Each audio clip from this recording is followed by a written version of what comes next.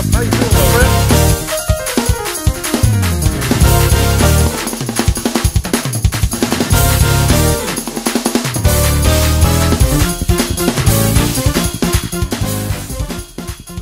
Hello, everybody, and welcome to the Chicago Vintage and Custom Drum Show 2015. This is the 25th anniversary year for this show. I'm telling you, big things are happening at this show.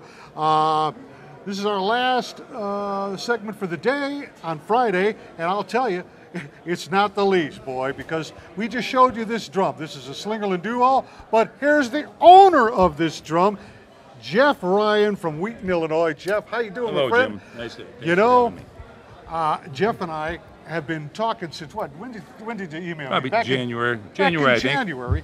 Yeah, he sends me some pictures of an old drum, and it turns out to be this Duall that you all saw Mike Corrado and everybody talking about. We already know what it is. We've looked it over, but we want to get the backstory to it. There's a real good backstory. A lot of times we find drums and nobody knows. They're found in an antique shop or something, and no one knows anything about it. But we're lucky enough to have a rare drum that we know the story behind. So I'm going to let Jeff tell us just where did this drum come from? What's it all about? How did this come into your possession? Well, it was my grandfather's, and he lived in Chicago. Got interested in the drums when he was young.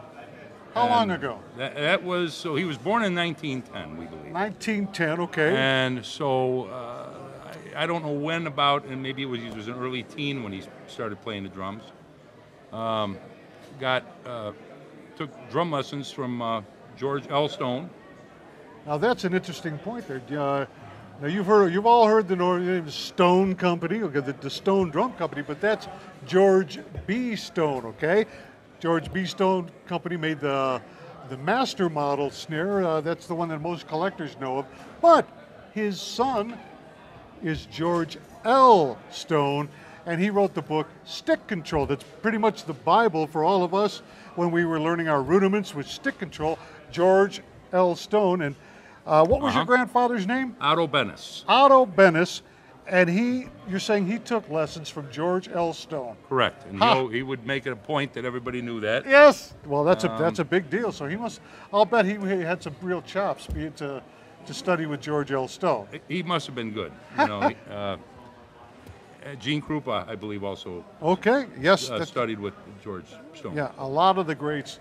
Yeah. And that's a big name. And that's a cool thing to tie that into, to connect that to this drum. Yeah. So let's continue on.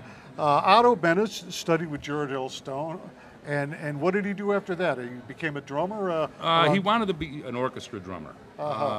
Lived in the city with his folks in Chicago, and they didn't have a lot of money, so the family kind of pushed him to get a job and bring some money in to help finances.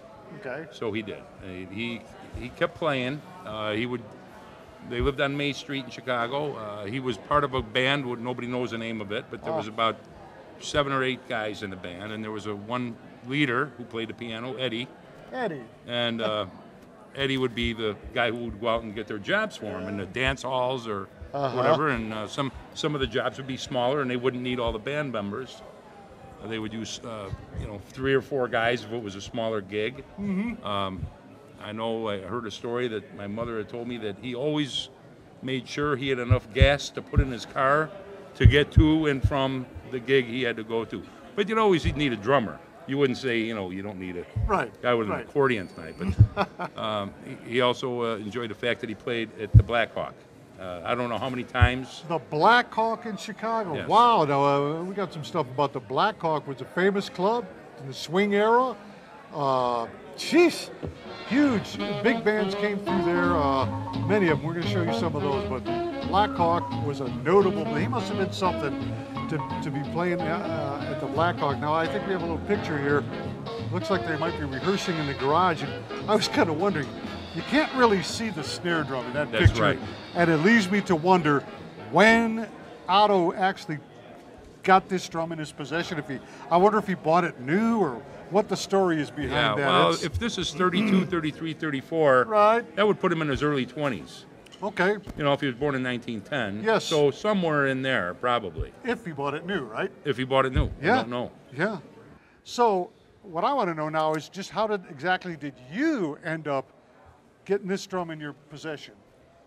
Well, at one point, after taking lessons from my grandfather for an hour a week for a handful of years, at the end of it all, we used to we never practiced on this. We practiced on a drum pad. Yeah, yeah. You know, a couple Sure. of chairs, sheet music. He taught me how to read the music and all that. And somewhere near the end of it, he offered. He says, "I have my drums up in the attic." He says, "Would you like them?" Ah. Well, he was getting up there in his, an age.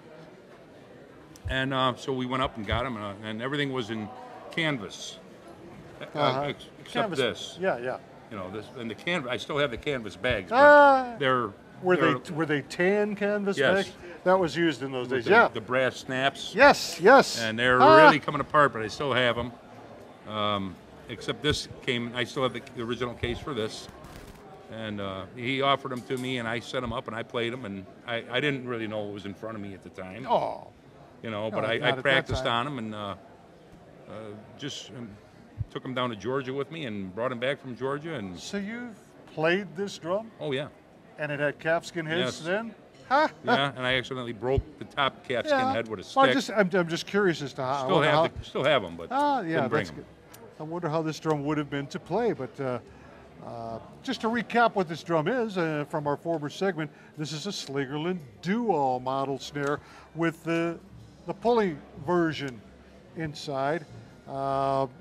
If you want to hear more about it, we just talked about it in a previous segment with Mike Corrado and Joe Luoma. Check that out. It tells everything about this drum. Very rare Duall snare drum from the 1930s, but we're getting the backstory right now here from Jeff Ryan and his grandfather Otto Bennis, who owned this thing. It's pretty amazing. Been through Yeah. the Black Hawk, managed to stay together even at your age. In those days, we used to beat the crap out of these drums, and it managed to live through that, and you kept it all these years. What made you finally bring it to my attention?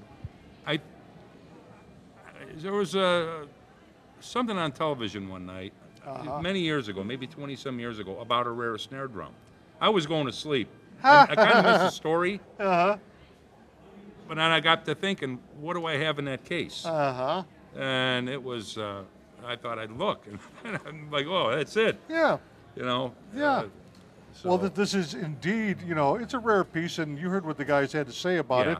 Rough shape, but still, it's an existing model of who knows how many Duals exist. Right. In the hands of the top collectors. They've got, we've heard about 12, 14. I don't know if it's 20, so maybe more, but they're around. But they're very desirable by a small group of high-end collectors around the world, and it's very unusual that they surface, and we're glad to see new examples of them, no matter what shape they're in. And I'm sure we'll be hearing more about this drum because everybody that I've talked to would like to see it restored, and I'm hoping, Jeff, that maybe we can work together to make that happen. Wouldn't that be great? Yeah. And bring this drum back to its former glory, and kind of to honor Otto Bennis, your grandfather, who had a great, colorful life as a drummer in the Chicago area. I thank you so much for bringing this to the show, Jeff. It's really been a highlight today, and this was a surprise, guys. I emailed Jeff literally the night before as I got on the plane, and I just threw a Hail Mary pass saying, Jeff, I think you live close to the Chicago Drum Show, and he does, maybe about 30 minutes from here at best, and I never heard back from him. I had to get on the plane, and here he, just about a little while ago, he taps me on the shoulder and introduces himself. I hugged him. I said, this is going to be great. And it is. It was a great presentation, Jeff. I thank you for bringing this into the show. And let's keep in touch with Jeff and see how the restoration on this rare Slingerland Duall drum comes along, okay? Stick with us, guys. Jim Messina for VintageDrumsTalk.com. We'll see you in a little bit. Hey.